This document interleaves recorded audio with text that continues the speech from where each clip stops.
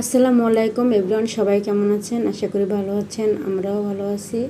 আজকে বানাবো মেরা পিঠা। এই মেরা পিঠাগুলো আমার শ্বশুরবাড়ি খুব পছন্দ করে।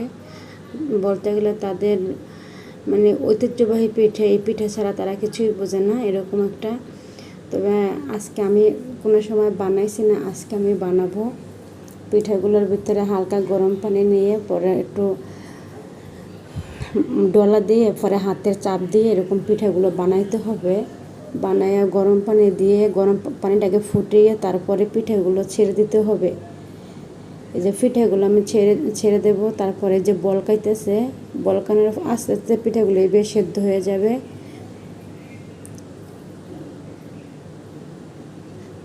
সেদ্ধ হয়ে গেছে প্রায়। পরে আমি পিঠাগুলো তুলে ফেলবো। এই যে হয়ে গেছে পিঠাগুলো। এই পিঠাগুলো একবার মাঝখান দিয়ে কেটে তারপরে তেলের মধ্যে ভেজে তারপরে শুটকি ভর্তা দিয়ে এখানে খায়। পিঠাগুলো অনেক মজা লাগে, আমারও ভালো লাগে। আমি আগে কখনো খাই নাই, এখন আমারও খুব ভালো লাগে। নিজের হাতে বানাইয়া আজকে খেলাম চাপা ভর্তা দিয়ে।